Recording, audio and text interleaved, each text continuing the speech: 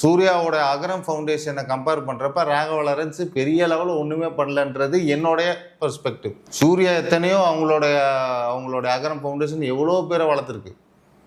அதை கம்பேர் பண்ணுறப்ப சூர்யா ஃபவுண்டேஷன் வந்து ரீச்சபிளாக இருந்தது.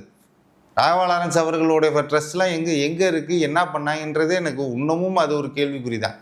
சமூகத்தில் என்ன பண்ணியிருக்காங்கன்றது ஒரு கேள்விக்குறி. கம்பேரிட்டிவ்லி டு சூர்யா, இண்டஸ்ட்ரியில் நான் சொல்கிறேன், கம்பேரிட்டிவ்லி டு சூர்யா. அதனால் வந்து ராகவா லாரன்ஸ் அவர்கள் வரேன்னு சொல்லணும், போட்டி இன்னும் தைரியமாக போட்டிடணும். இங்கே வந்து என்னென்னா ராகவா லாரன்ஸ் வந்து நோகாமல் உட்காந்துடலாம்னு யோசிச்சாப்புல.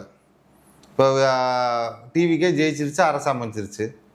இப்போ அரசு அமைச்சதுனால இங்கே டிவிக்கு அரசில் நம்ம போய் நின்னோம்னா நோகாமல் மந்திரி ஆயிடலான்னு ஒரு சீப்பஸ்ட் பொலிட்டிக்கல் மைண்டு தான் நான் நினைப்பேன்.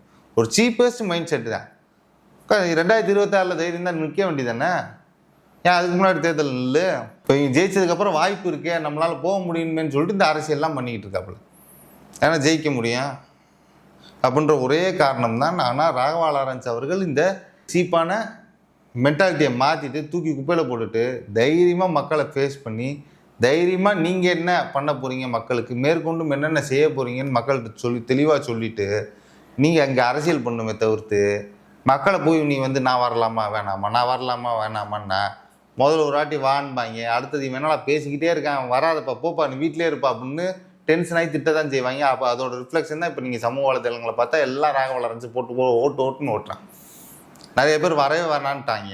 இப்போ நான் ராகவா லாரன்ஸ்கிட்ட கேட்குறது, நிறைய மக்கள் இப்போ வர வேணான்னு சொல்லிட்டாங்களா, வீட்டிலே இருப்பீங்களா அப்படின்றது என்னோட கேள்வி. நிறைய பேர் பேச ஆரம்பிச்சிட்டாங்களா? ஆமாம், கண்டிப்பாக நிறைய பேர் எல்லாம் போட்டு எல்லாரோட சோசியல் மீடியாவில் பேசக்கூடிய ஆட்கள் எல்லாருமே இப்போ வராதுன்ட்டாங்க. இப்போ நீ வீட்டில் இருப்பீங்களா இல்லை அரசியல் வருவீங்களா? இப்போ நான் ராகவா லாரன்ஸ்கிட்ட கேட்குறேன்.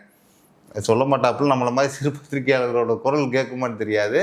ஆனால் இப்போ நான் ராகவா லாரன்ஸ்கிட்ட நான் கேட்கணும்னு நினைக்கிறது, இப்போ பெரும்பான்மையான மக்கள்லாம் உங்களை வர வேணான்னு சொல்லிட்டாங்க, இப்போ நீங்கள் அரசியல் வருவீங்களா வரமாட்டீங்களான்றது இப்போ ஒரு தீர்ப்பு சொல்லுங்கன்னு என்னோட கேள்வி.